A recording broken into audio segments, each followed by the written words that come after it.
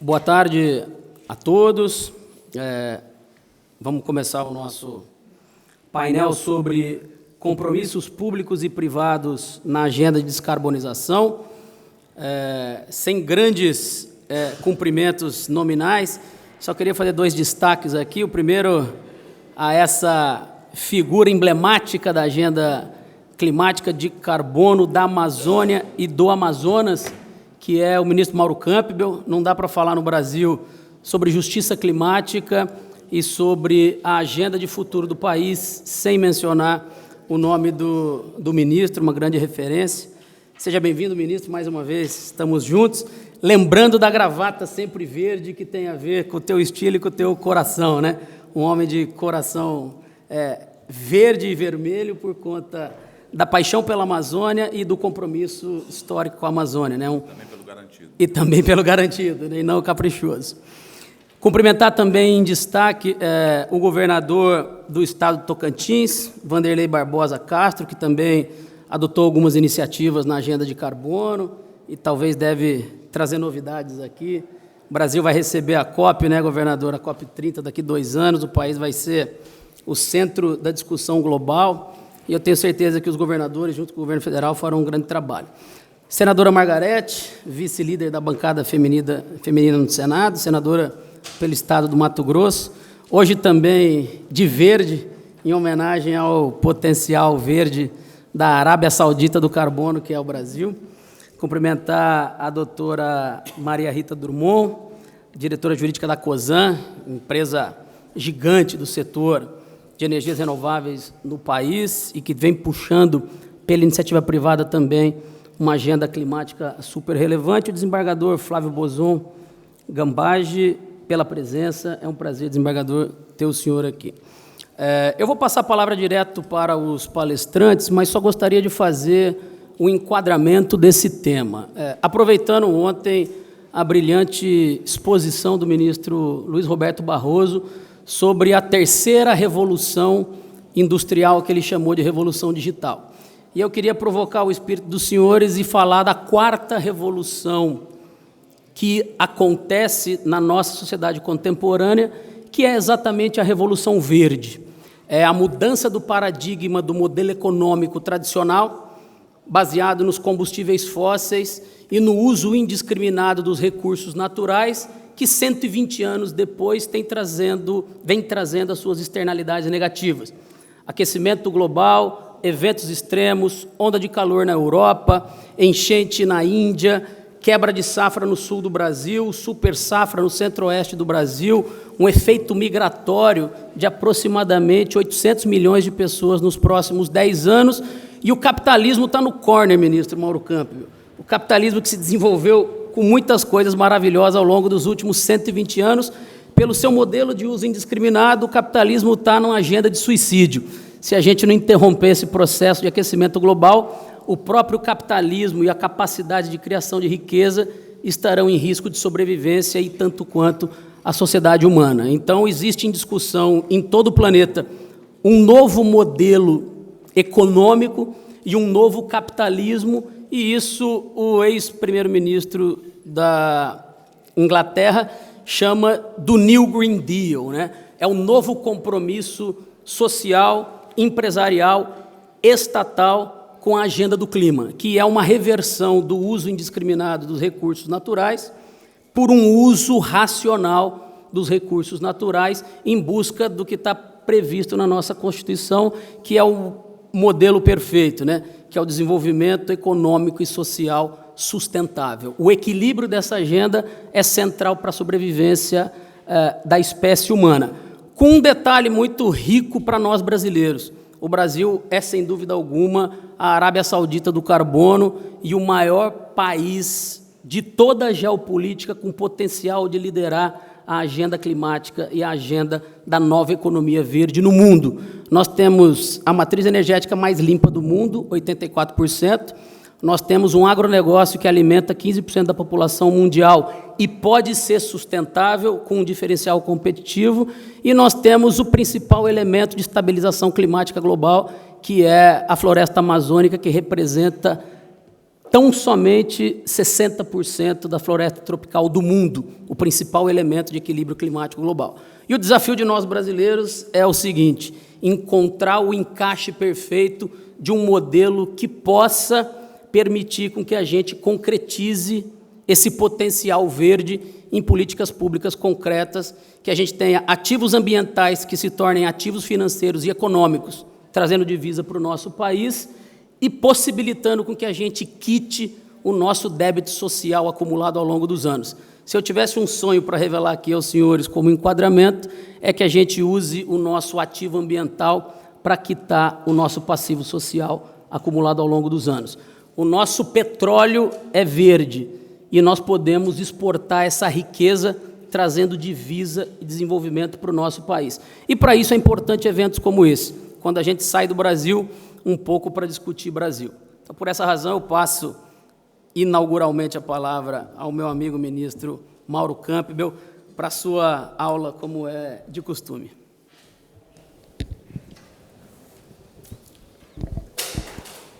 Eu só adverti ao Fábio que eu tenho vários amigos aqui presentes que me conhecem de longa data e sabem que eu não sou tudo isso. Brincadeiras à parte, doutor Fábio Galindo,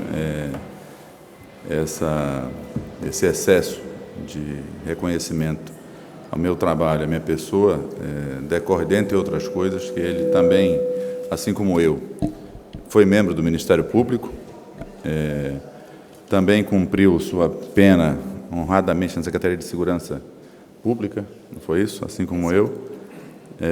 De forma que, Fábio, minha gratidão por estar aqui neste evento mais uma vez e desta feita moderado por Vossa Excelência. Saúdo a professora Maria Rita Drummond, da COSAN, prazer em conhecê-la e muito prazer mesmo, e espero ouvir de Vossa Excelência o aprimoramento daquilo que o Dr. Rubens Ometo falou ainda há pouco lá em cima, especificamente sobre esse tema de crédito de carbono. Saúdo o eminente governador do estado de Tocantins, Vanderlei Barbosa de Castro, satisfação revê-lo, governador. Saúdo Sua Excelência, eminente senadora Margarete Puzatti, do Mato Grosso, uma honra também ladear com Vossa Excelência nesta mesa. E saúdo também o meu caríssimo, fui eleitor dele, do Flávio Bozon, para o TRF da 6ª Região, e a magistratura o recebeu de pé, como um bom advogado que foi, um currículo exemplar e retidão de caráter. Parabéns a Vossa Excelência pela posse, não tinha falado ainda desde a posse de Vossa Excelência no Tribunal da 6ª Região. Saúdo as senhoras e os senhores aqui presentes. Só recapitulando, em 2019, já participando deste evento, nós tratamos naquela época, naquele momento, do Protocolo de Quioto, criador que foi do mecanismo de desenvolvimento limpo, que trouxe a ideia de compensação de emissões pela compra de créditos de carbono, que seriam um ativo financeiro, ambiental, transferível e representativo de redução ou remoção de 1 tonelada de dióxido de carbono equivalente que tenha sido reconhecido e emitido como crédito no mercado voluntário ou regulado.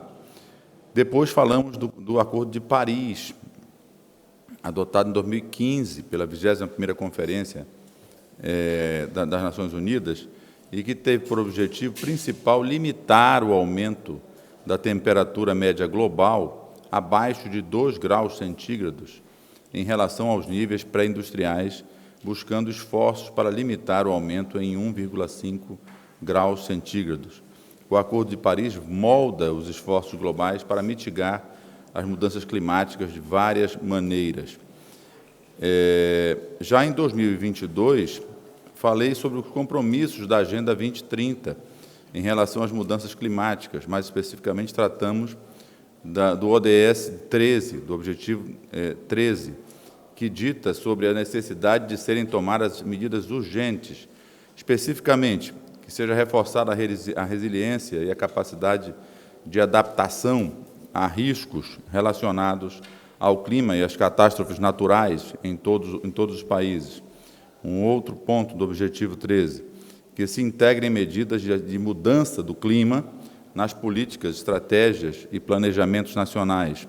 Também que se melhore a educação, conscientização e a capacidade humana e institucional sobre a mitigação, adaptação, redução do impacto e alerta precoce da mudança climática. Que sejam também implementados os compromissos assumidos pelas partes na Convenção Quadro das Nações Unidas sobre Mudanças do Clima, para mobilizar fundos visando atender às necessidades dos países em desenvolvimento e operacionalizar o Fundo Verde, e além da adoção de planejamentos e gestões eficazes que mantenham olhar atento a mulheres, jovens, comunidades locais e marginalizadas, povos originários, principalmente dos países menos desenvolvidos.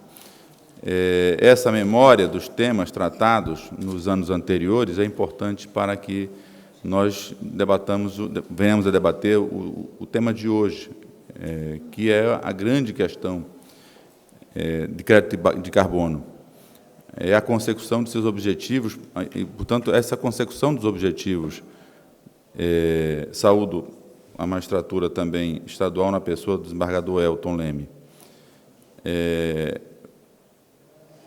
Nós, falando agora exatamente sobre o tema da descarbonização, o que eu conversava ainda há pouco, Fábio, com a professora Rita,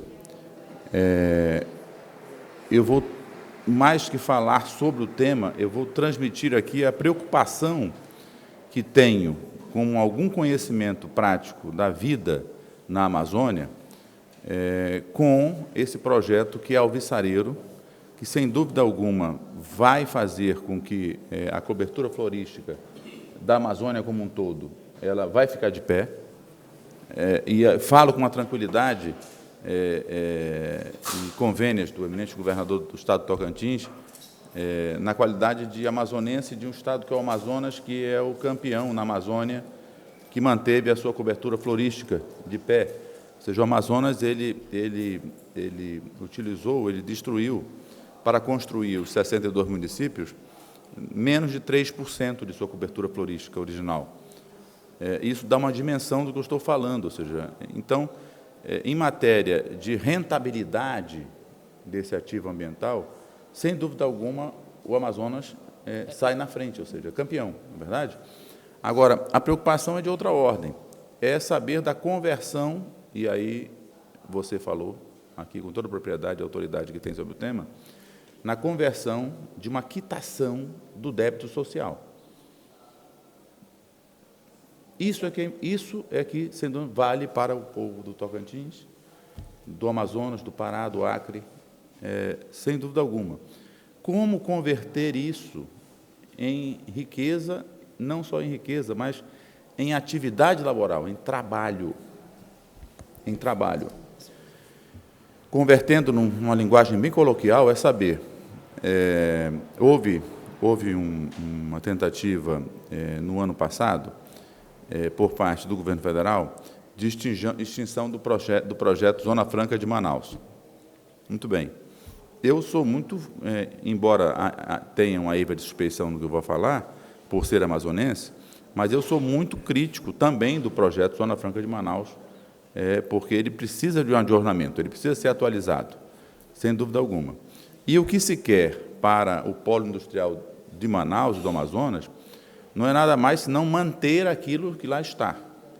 Não se quer atrair mais indústrias. Por quê? Porque aquelas que nós temos lá são suficientes para não deixar com que haja um vertiginoso acréscimo na taxa de desemprego. Isso se mantém. A consequência natural foi a preservação da floresta, aliado a um fato inexorável que o Amazonas não é ligado, como o Tocantins o é, por estradas. Então, o escoamento de eventual produção ilegal de madeira ficaria obstado porque não tem para onde sair. Então, o ano passado, quando o ministro Paulo Guedes investiu contra a Zona Franca de Manaus, ele dizia em palestras, e em uma delas eu estive presente, que ele tinha a solução pronta, que era crédito de carbono. E eu disse, mas, ministro, mas como é que nós vamos operacionalizar isso para o cidadão amazônida? Vai ficar uma pessoa com uma carteira cheia de dólares, embaixo de uma árvore, dando $100 para cada um dos meus conterrâneos lá, para ele fazer o que com isso? Porque ele não vai ter de onde comprar, o que comer e nenhuma atividade laboral.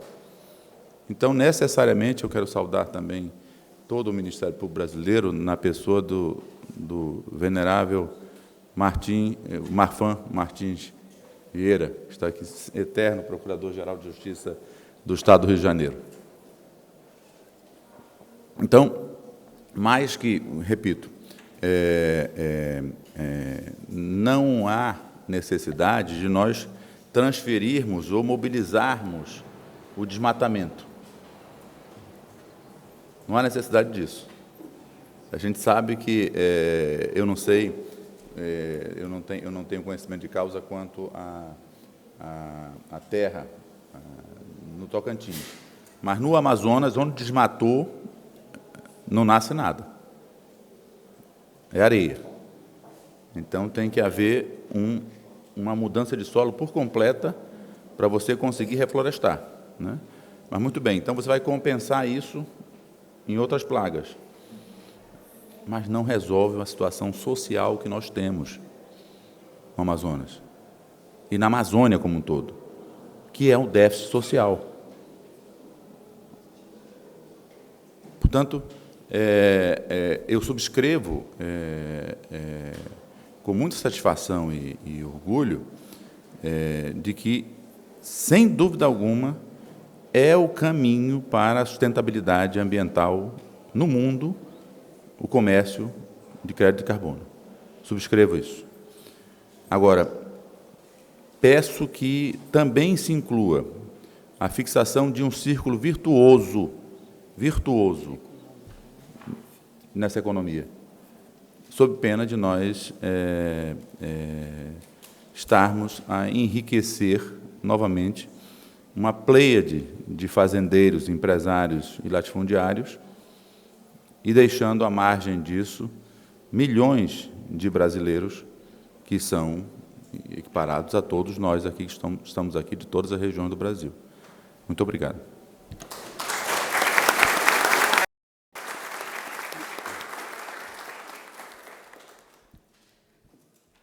Excelentes as palavras do ministro Mauro. Marca de uma maneira muito clara o quanto essa agenda pode ser uma alavanca de distribuição de renda e de empoderamento social ou de incremento da própria desigualdade, né? Acumulando riqueza nas mãos de poucos e deixando passar a oportunidade de distribuição e de compartilhamento de dignidade. Excelente, excelente, ministro.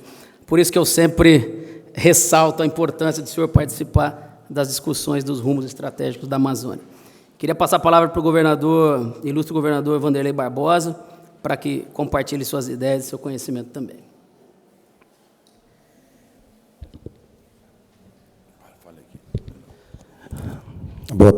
Boa tarde a todos. Cumprimento o senhor ministro do STJ, Mauro Campbell, cumprimento a senadora Margarete do Mato Grosso, a doutora Maria Rita, cumprimento o doutor Flávio Bosson, desembargador federal, a professora e senadora, professora Dorinha, do Tocantins, cumprimento os deputados do Tocantins que estão conosco, presidente da Assembleia, deputado Léo Barbosa, deputada Jana, de cumprimento todas as autoridades dos tribunais superiores do Brasil, também do Ministério Público, cumprimento Fábio, e agradeço pela oportunidade de estarmos falando de um assunto tão importante, tão atual, e que vem sendo discutido pelo mundo há tanto tempo. Nós temos participado, ministro, das COPs, levado a nossa ideia, os nossos projetos, para que a gente possa produzir, mas de maneira sustentável. E nós temos um grande desafio, Fábio. O grande desafio do Tocantins é que é um estado que, com a criação do Matopiba, despertou o interesse do agronegócio brasileiro, que migrou bastante produtores, empreendedores para o nosso território. Bem recente, nós fomos ao Maranhão discutir com o governador Brandão a criação de uma plataforma justamente para trazer para o Tocantins a matéria-prima para produzir fertilizantes. Tocantins está localizado numa posição estratégica no centro do Brasil, cortado pela Ferrovia Norte-Sul, pela BR Belém-Brasília, e já em discussão também a criação de uma hidrovia Tocantins-Araguaia. O quanto esse estado tem uma logística interessante. Mas o que é que nós estamos fazendo e o que fizemos até aqui para que a gente pudesse chamar a atenção de empresários? 3 empresas do mundo tiveram interesse no carbono tocantinense. E, dentre elas, a Mercúria, que é o que ganhou essa licitação para fazer investimento no nosso território. Nós temos 9 etnias com áreas preservadas, da mesma forma nós temos vários quilombos no Tocantins, de norte a sul do estado, nós temos quilombos e temos um respeito grande pelas comunidades originárias, tanto que criamos a Secretaria dos Povos Originários, para que a gente pudesse cuidar de maneira mais presente dessas comunidades. Nós vemos o quanto a comunidade indígena, por exemplo, ela ainda fica à margem desse desenvolvimento, e nós temos diversos projetos para envolvê-los, de inclusão social, trazê-los para a universidade, qualificá-los dessa natureza, mas o Tocantins está dando a sua contribuição dentro da criação de vários parques, de várias APAs de preservação ambiental.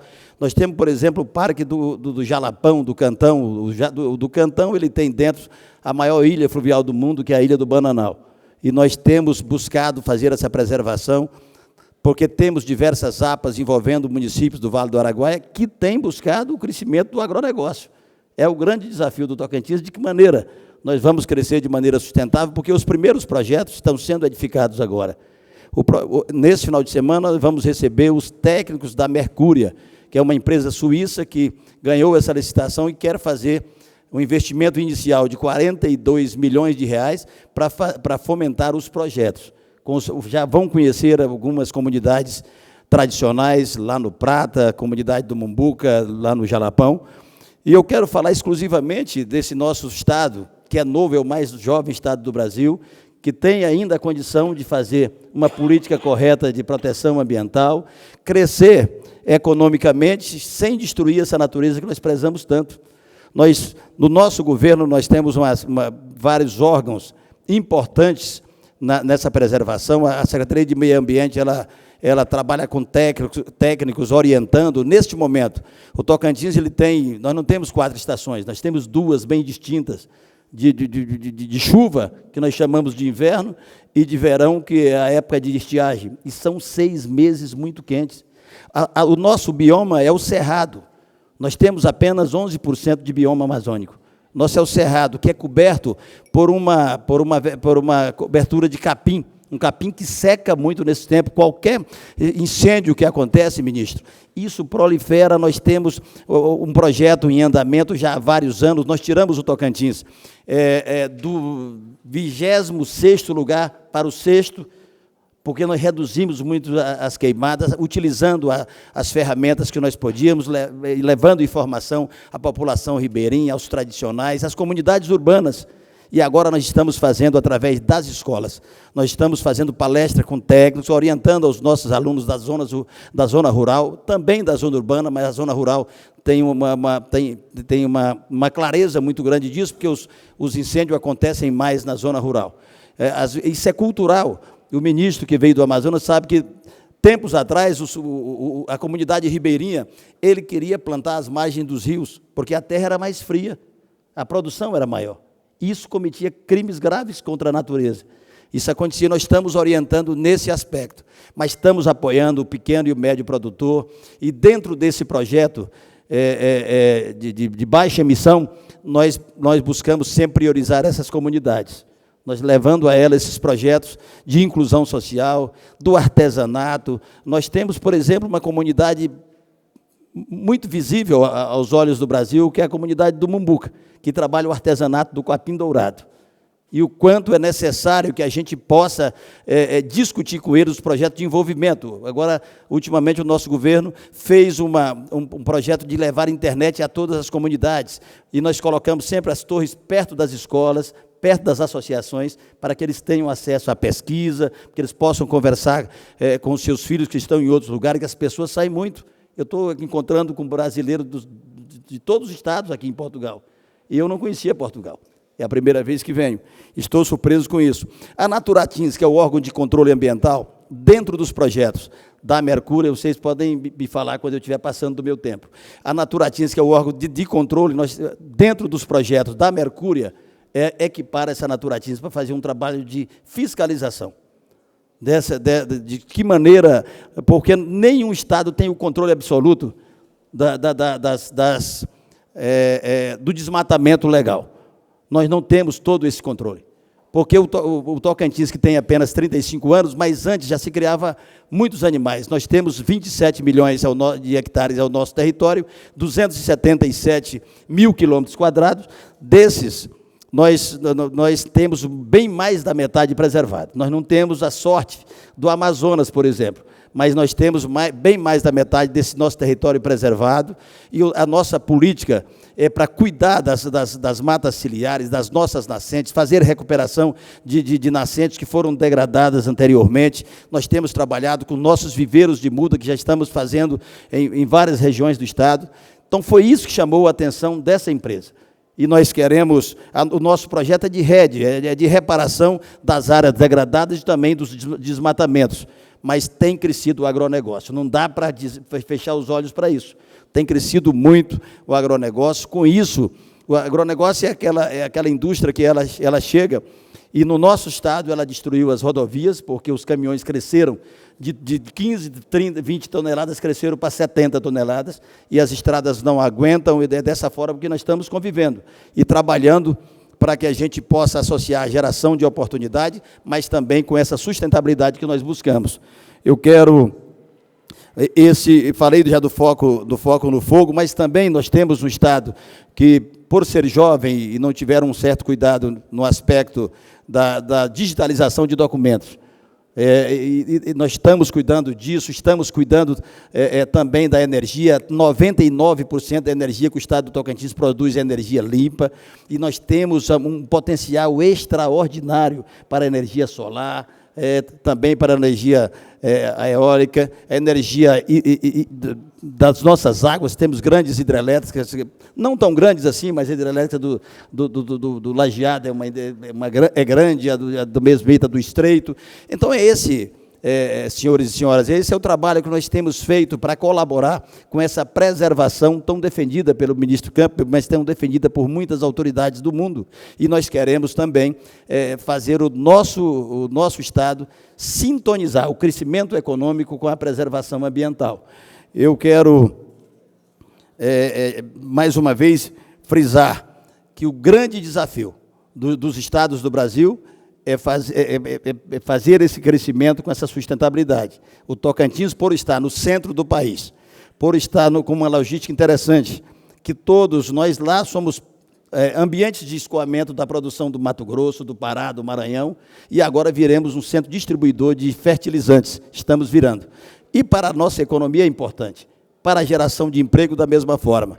Nós somos um estado pequeno, de 1.700.000, chegando a 1.700.000 habitantes, mas que precisa ainda de geração de oportunidade, de educação, de saúde. Nós estamos, ministro, agora recuperando as escolas nas aldeias do Estado, estavam em péssimas condições, os caciques segurando os carros do Estado, mas nós estamos com mais de 200 obras dentro das comunidades indígenas, em recuperação de escolas, melhoria do aparelhamento dessas escolas, climatização, já com um projeto em andamento de maneira muito forte de internet para essas comunidades, mas agora, com a Mercúria, nós iremos discutir os primeiros projetos, de que modo vamos envolver essas comunidades. Não podemos permitir que essas comunidades não tenham ocupação, não estejam na escola e não tenham uma saúde de qualidade. Então, esse é o grande desafio, mas também é o trabalho que o Tocantins vem fazendo, que chamou a atenção para ser o primeiro estado subnacional a assinar um contrato com uma empresa de uma nação que quer investir nesse aspecto, investir em meio ambiente, em proteção do nosso meio ambiente, mas preservando e diminuindo as mudanças climáticas que têm acontecido pelo mundo. Eu agradeço a todos pela atenção. Muito obrigado.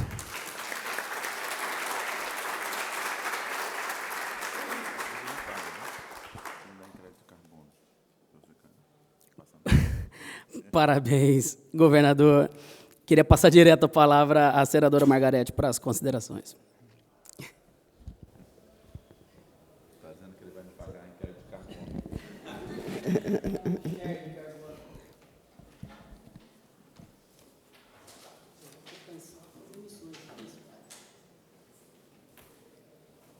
Boa tarde a todos. É um prazer estar aqui nesse país maravilhoso, irmão gêmeo do nosso, né?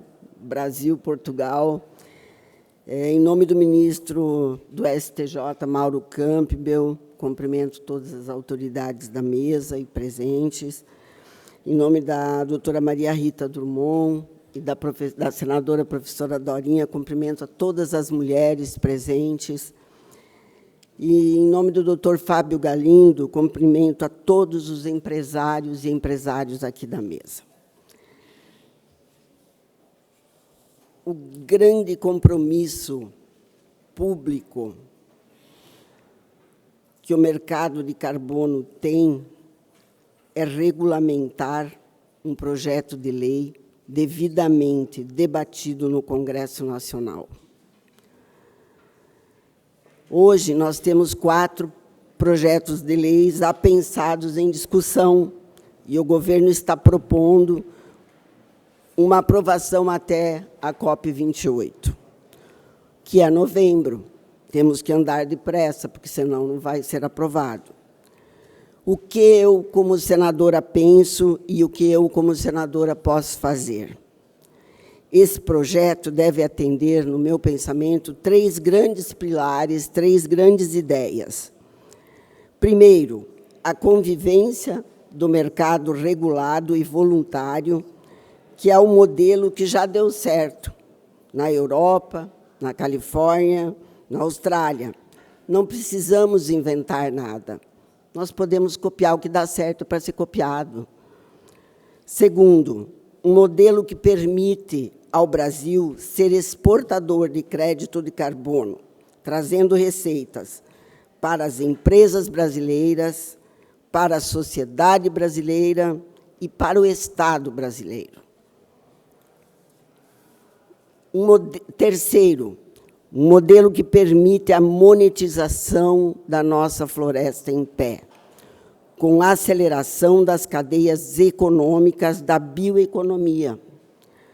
A floresta em pé deve gerar receitas para os 20 milhões de habitantes que vivem na região norte, ministro Mauro Campbell. É isso que nós precisamos. Lá vivem o ribeirinho, vive o indígena, e nós precisamos preservar a economia para eles também. 20%, que olha só, os habitantes que vivem nessa região, eles podem plantar 20% da sua área e preservam 80%. E o que ele recebe, esse produtor, esse ribeirinho, esse indígena,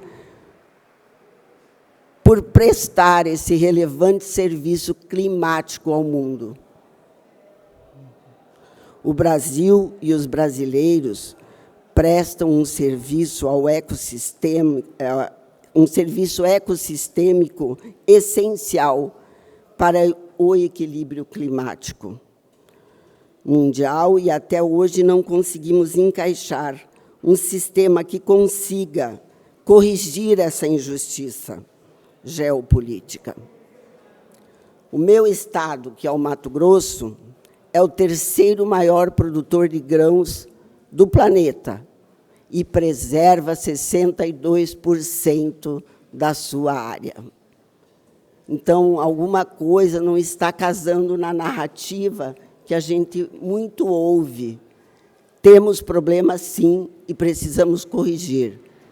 como o ex-governador falou, são problemas que a gente tem que encarar, tem que enfrentar, que é o desmatamento ilegal. Esse é o nosso maior problema. Mas nós temos 80% da nossa matriz energética é limpa e mais de 50% da floresta tropical do mundo está no Brasil. Por isso, eu acredito que a regulamentação do mercado de carbono é importante para a atração de receitas e investimentos. É um passo muito importante, concretizando todo o potencial verde do país, além de ser uma ferramenta de justiça climática e social. Muito obrigada.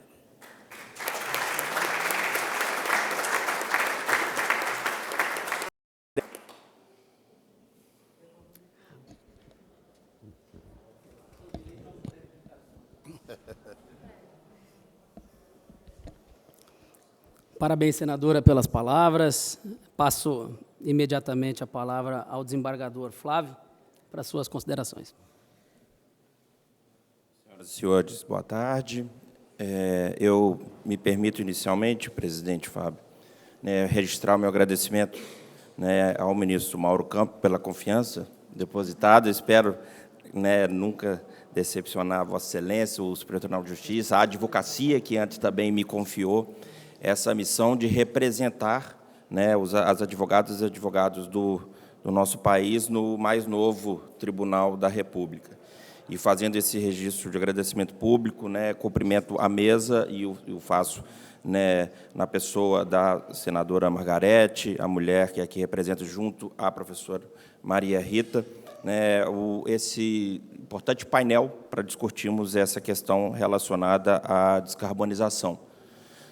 Acho que é uma oportunidade muito grande e não tem como deixar de registrar também os votos de congratulação ao ministro Gilmar Mendes, ao ministro Luiz Felipe Salomão, à Fundação Getúlio Vargas, na pessoa do professor Sidney, por trazer a Portugal as mais diversas vertentes políticas, econômicas, acadêmicas, para, no ambiente livre da academia, promover um debate de interesse, dos mais diversos interesses para o futuro da nossa nação. E nada melhor do que o ambiente acadêmico para podermos tocar nesses temas sensíveis e debater de forma muito livre e democrática o que nós pensamos como futuro aí do nosso país.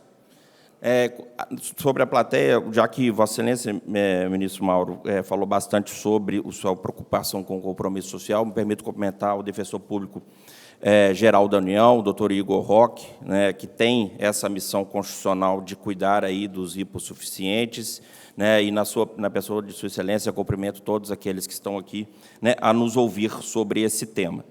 E acho que, falando aqui ao final, sobre tudo que foi colocado, uma iniciativa pioneira do Estado de Tocantins, de o próprio governo do Estado celebrar um contrato com uma empresa para negociar seus créditos de carbono, a preocupação da senadora com o meio ambiente e o desenvolvimento do seu Estado, e Vossa Excelência sempre tocando na questão da preocupação social, mas nunca deixando de lado a questão do mercado de carbono. Eu acho que nós podemos colocar como premissa de que uma economia de baixo carbono ela é uma premissa da qual não se tem como fugir. Isso já é básico, é sedimentar, é algo que já está posto. E, estando posto, nós temos que entender, talvez, como reorganizar a nossa economia de forma a produzir um desenvolvimento que a gente chama de crescimento sustentável, apoiado nesse novo mercado, nessa nova realidade, nessa necessidade premente de descarbonização da nossa economia, do nosso modo de produção, de geração de riqueza.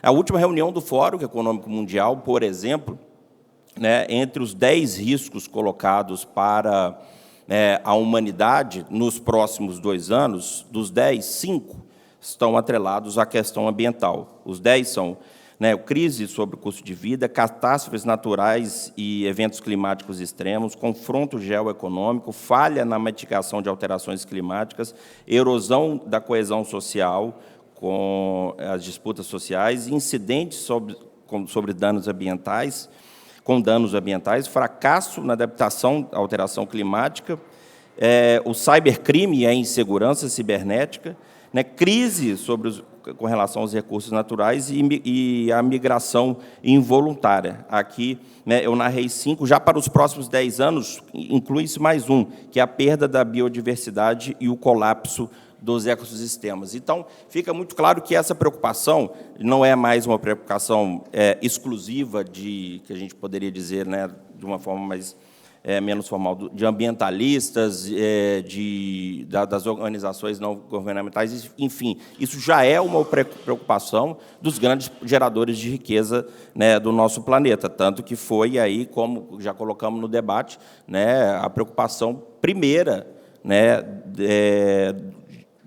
que foi colocado, né, no Fórum Econômico Mundial. Ou seja, urge, de alguma forma, urge descarbonizar, né, a nossa economia.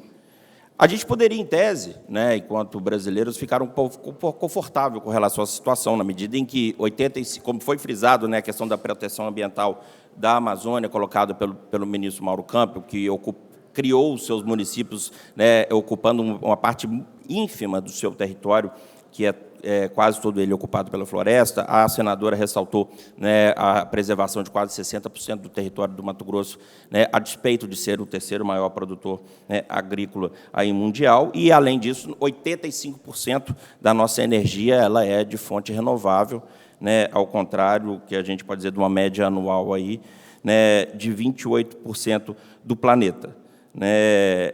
Então, a gente poderia, em tese, como coloquei, ficar numa situação confortável. Só que a preservação disso, como foi colocado, né, ela tem gerado um custo social muito grande, né. A gente tem, de alguma forma, sobretudo nos estados, né, que estão mais atrelados aí à floresta, enfim, os estados do norte, um desenvolvimento que fica um pouco aquém, né, daquilo que se coloca nos estados, né, do sul e do sudeste, sobretudo. E aí, ali se tem o quê? Se tem um potencial, né, que é muito grande, que é o potencial, né, do crédito de carbono, que a gente pode dividir, né, entre o mercado de carbono, o mercado verde, né, e a bioeconomia. Existe um potencial imenso, então, que tem que ser, né, explorado. Eu fui alertado pela doutora Natasha, que cumprimenta aqui, que parece que há já até uma valorização disso, de cerca de 300 bilhões de dólares por ano. Não sei se o valor é alto ou não, mas há uma valorização feita, né, pelas Nações Unidas daquilo que é o potencial, né, de crédito de carbono, né, da nossa nação, né, e é algo, então, daí, portanto, que tem que ser explorado. Essa pauta ambiental, eu só fazendo aqui um contexto, ela começa já nos anos 70, ali, no primeiro encontro da ONU na Suécia, que começa a debater esses temas.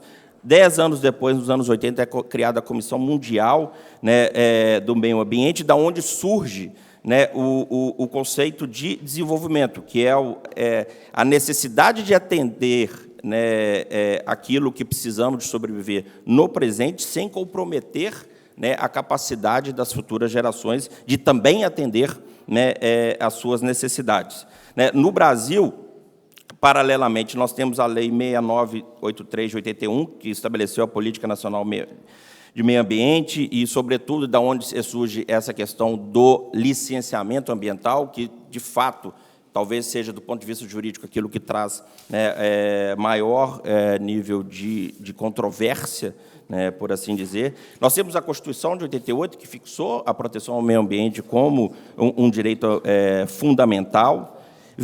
Nós abraçamos em 92, né, a famosa Eco Rio 92, né, no ano de 1992, que estabeleceu o conceito de desenvolvimento sustentável e colocou um tripé, né, de 3 dimensões de sustentação, né, do nosso desenvolvimento: econômico, ambiental, né, e social. E, a partir disso, a gente estabeleceu um modelo de proteção, que aí eu vou me permitir fazer alguma crítica, um modelo de proteção que fixa no comando-controle. Quer dizer, não faça, senão eu vou te punir, vou te multar, sem nenhuma espécie de estímulo, para que se promova essa proteção. E isso gerou, né, além de ser um modelo que produziu alguma proteção, mas ela é uma produção que eu não julgo perene, né, dentro da nova realidade social. Acho que com isso vai acabar trazendo aí, né, alguma espécie de problema, como também gerou uma desnecessária dicotomia, uma batalha entre o ambiental e o econômico, como se inimigos fossem, e não são. A gente não, eles têm que, quando se colocou, fez uma divisão, me parece um pouco incorreta, né, de que o ambiental corresponderia a 1/3 aí desse tripé de desenvolvimento, e aí acabou gerando essa batalha que não é satisfativa aí, a ninguém, de forma nenhuma. Então, a gente acompanha o tempo todo, né, empresários, de um lado, ONGs e outras entidades compromissadas com a proteção, né, de outro lado, mas o desenvolvimento social, quer dizer, a produção de riqueza, de bem-estar e de felicidade para o povo, né, que vive nessas regiões, acaba sendo deixada aí um pouco de lado. E aí eu me lembrei um pouco da lição do Thomas Friedman, no seu Obrigado pelo Atraso, um livro até muito interessante, nesses tempos muito, né, acelerados, né, em que ele diz que essa política, desse modelo de comando-controle, ele está fadado ao fracasso, ele vai levar a uma desordem social, e ele propõe que sejam refeitos os contratos sociais, não mais verticais, de cima para baixo, né, mas de baixo para cima, né, para dar uma sensação de pertencimento às pessoas. O ministro Mauro estava falando, né, de que adianta gerar crédito de carbono, mas entregar eles aos grandes proprietários que vão, ou, por outro lado, até entregar o valor desse crédito à população, né, sem dar um propósito de vida para essa população, que não pode ficar só a receber, mas não ter o que fazer, um trabalho, alguma coisa que justifique a sua existência na breve passagem nossa aqui no mundo terreno, né? Então, ele faz até uma brincadeira, né, dessa questão da sensação de pertencimento, né? Ele diz que ninguém lava carro alugado. O carro alugado, a gente normalmente deixa ele deixado de lado. A gente não cuida, porque não é nosso, né? Então, não adianta, de alguma coisa, não dar essa sensação de pertencimento aí às pessoas, e não adianta também, de toda forma, ser contra aí o mercado, né? O economista e filósofo, né, indiano Amartya Sen fala que ser genericamente contra o mercado é tão estapafúrdio como ser genericamente contra conversas entre pessoas, o pior que sejam as conversas. A gente não pode ser genericamente contra, a gente não pode abraçar essa espécie de polarização entre economia e ecologia, até porque ambos têm a mesma etimologia, vem do grego oikos, né, que quer dizer casa, né? Então, são dois entes que têm que caminhar de mãos dadas nesse processo que é inevitável. O processo de descarbonização, a mim parece, né, absolutamente, né, inevitável. E o Brasil tem alguns bons exemplos que a gente pode citar como forma de dar alguma segurança a esse mercado que existe, né? Eu posso citar, por exemplo, né, a Lei 14.119, que estabeleceu o pagamento por serviços ambientais, e aí é uma forma de talvez substituir esse modelo de comando-controle por um modelo de protetor-recebedor, né, através do pagamento desses serviços ambientais. Um outro exemplo mais recente, né, foi a alteração dada à cédula do produto rural, né, que a partir da Lei 13.986, né, que estabeleceu esse CPR verde, regulamentado pelo Decreto 10.828, né, que permite utilizar dessa cédula para financiar serviços ambientais, ou seja, financiar essa proteção ambiental. E aí, a gente somando, né, o PSA, né, o pagamento por serviços ambientais, essa célula de protetor CPR verde, com a segurança jurídica, talvez a gente tenha uma forma de dar aquilo que o mercado e a sociedade precisa para poder fomentar a inevitável descarbonização, né, de nosso planeta. Acho que o calor que estamos todos a sentir aqui em Portugal é algo que deixa muito claro, né, não precisamos, talvez, de um pouco de tanto pesquisa científica para demonstrar que esse é um problema sério, né, mas a gente precisa regulamentar e dar segurança aí, né, a esse mercado que estamos a viver. E eu, como magistrado que estou agora, né, o que faço nesse sentido, dentro de um painel, é assegurar e eu não vou falar nem assegurar, ministro, vou falar assim, garantir o meu compromisso, se Vossa Excelência me permite, meu compromisso, né, com a segurança jurídica, apoiado na pesquisa do professor Carlos Sanfeld, transformada em lei pelo professor, hoje ministro, né, Antônio Anastasia, né, que é a Lei 13655, a LINDB, né, que ela veio trabalhar alguns problemas que, sobretudo, estavam relacionados à insegurança jurídica, né, decisões superficiais com conceitos indeterminados, desconectadas da realidade, a incerteza hermenêutica com flutuação de responsabilização, a impossibilidade de soluções negociadas, inclusive para as hipóteses de estabelecimento de sanção, né, a compensação, essa questão processual de créditos dentro do próprio processo, e a ausência de participação popular na administração. E aí, a partir dessas 5 diretrizes, foram colocados, né, 5 propósitos visando a segurança jurídica, que é a fundamentação concreta das decisões, né, a prudência do controle, né, para a proteção da boa-fé, um regime de transição e preservação dos atos jurídicos. Isso é muito importante para dar segurança a qualquer mercado. Acredito que a empresa que celebrou o contrato com o governo do Estado de Tocantins vai preservar, vai querer que essas questões sejam, porventura, atendidas, se acaso vier alguma judicialização, né? A possibilidade de uma administração pública consensual para se resolver de forma amigável problemas que talvez demorariam anos dentro do Poder Judiciário e caminhariam por encarecer ou por afastar investidores nesse mercado, né? Evidentemente, sempre a presunção de boa-fé dos envolvidos, né, com afastamento da responsabilidade objetiva, terminando, ao fim e ao cabo, né, de forma a assegurar aí segurança jurídica para esse novo mercado que surge e que é essencial para o futuro, de nosso futuro, o futuro dos nossos filhos, o futuro da humanidade. Muito obrigado e boa tarde a todos.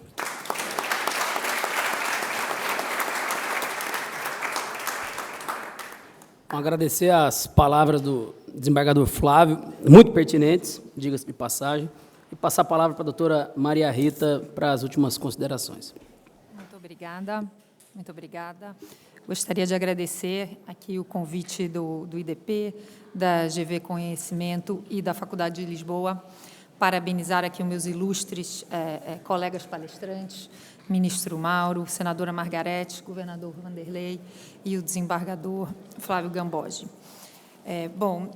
Como todos falaram aqui, o impacto climático também passa por uma questão social.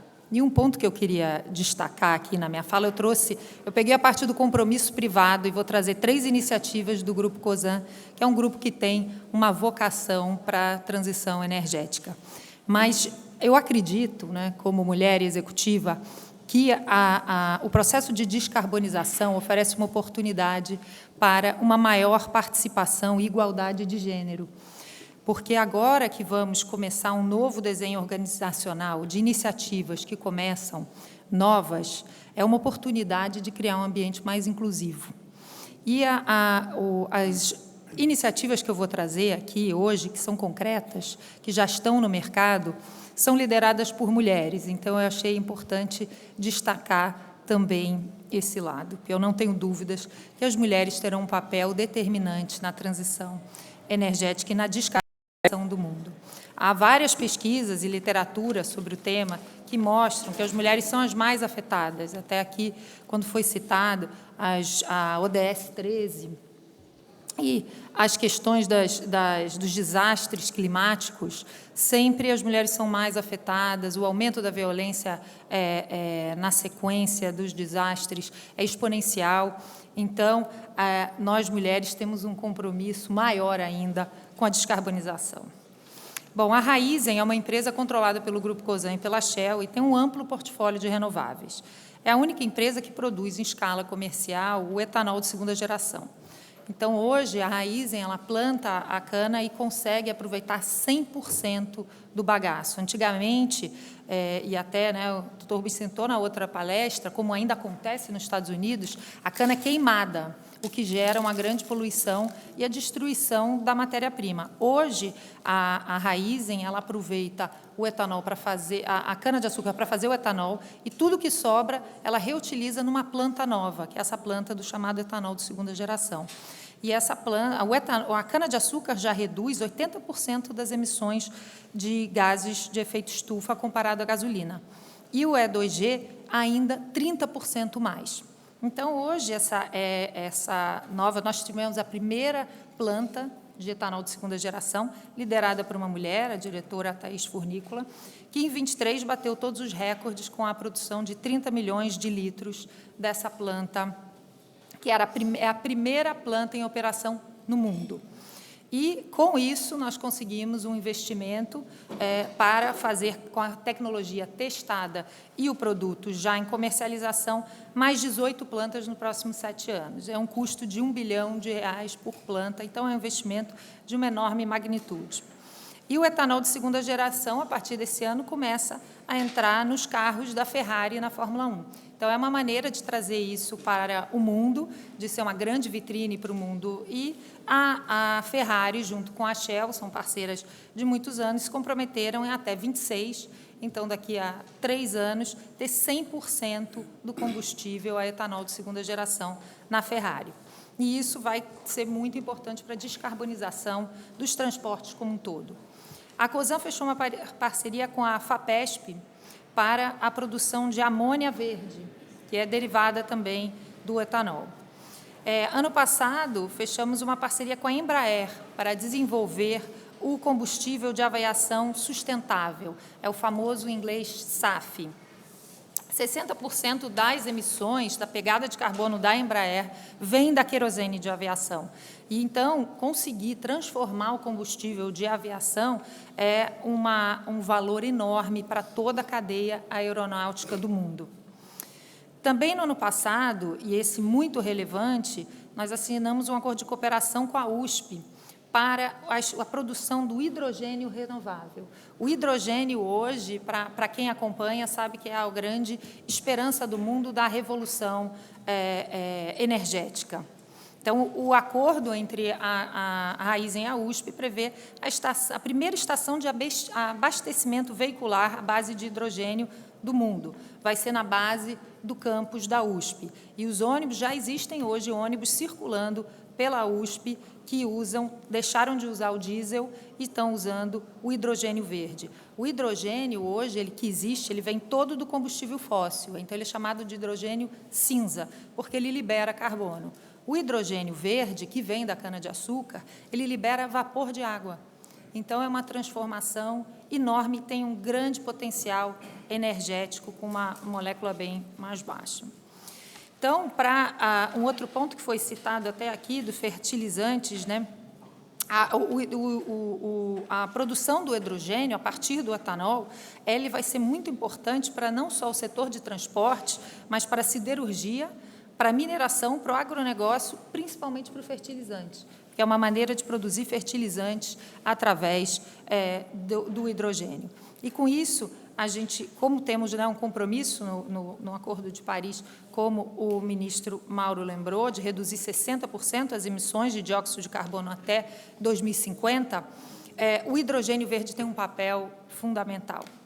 Então, o nosso compromisso privado, né, publicamente nós fazemos, é que até 2030 a gente consiga viabilizar a escala da transição energética, que ela não fique limitada a determinados setores, passando por uma economia de baixo carbono. Então, a gente quer ampliar nossa produção de energia renovável em 80%, reduzir a pegada de carbono ainda mais do nosso etanol em 20%, aumentar a participação dos negócios verdes para 80% do nosso EBITDA, então, no resultado final da companhia, e reduzir em 10% a intensidade de emissão de todos os nossos produtos. E aí, gostaria de citar um outro negócio que a Cosan investe, que é a Cosan de Gás, que é um negócio de gás que chama Compass, é uma empresa que controla algumas distribuidoras de gás e tem iniciativas, empreendimentos de gás natural, que nós vemos como um pilar fundamental na transição energética. Até 2030, também na Compass, a gente quer chegar ao net zero nos escopos de emissão 1 e 2, e o que a gente hoje está investindo é no biometano. Então, o biometano é um energético 100% renovável e nós acreditamos que nós temos a condição de liderar essa distribuição de gás renovável no Brasil. Com isso, a gente começou um projeto piloto chamado Projeto Cidade Sustentável, e que é a materialização desse nosso desejo. Então, ele também é liderado por uma executiva, uma diretora, a Carla Saltchuk, que lançou a primeira rede de gasoduto de distribuição exclusiva de biometano no Brasil. Então, transpassa 3 municípios, é uma iniciativa que conta com 51 quilômetros de tubulação e que interliga não só o mercado consumidor, como também indústrias e comércios e postos de toda essa região. Então, com isso, né, já caminho para o final, dizendo que a transição energética passa por uma maior representatividade feminina em cargos de liderança, para que a gente possa ter uma sociedade mais justa e equilibrada. Obrigada.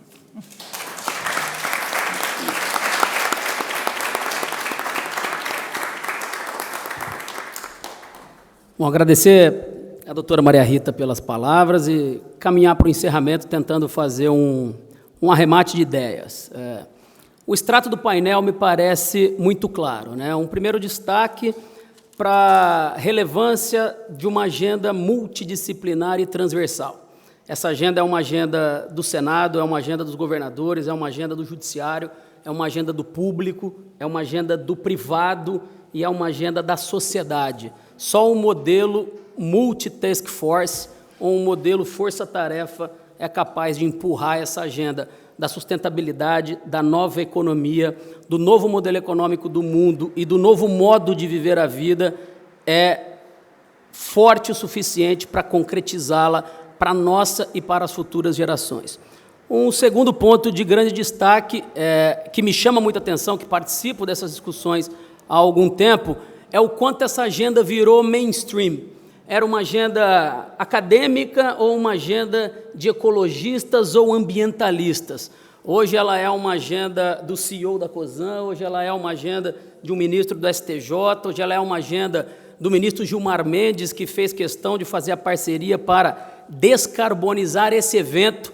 Esse talvez seja o primeiro evento brasileiro carbono neutro fora do nosso território, do mundo, porque é o Brasil dando exemplo de como a gente consegue, com iniciativas pequenas, simbolizar a relevância dessa agenda para nós brasileiros, e é uma agenda de todos. Essa agenda que foi uma agenda secundária, hoje é uma agenda central, é uma agenda mainstream, é uma agenda de alta relevância. Quem não fala dessa agenda hoje é alguém que está ultrapassado e está ficando retrógrado na história. O terceiro destaque que eu faço é o ponto da senadora Margarete, da necessidade do Brasil regulamentar o mercado de carbono. Existe uma convergência do Executivo, uma convergência do Congresso Nacional, do Senado e da Câmara, para até a COP28 em Dubai, em novembro.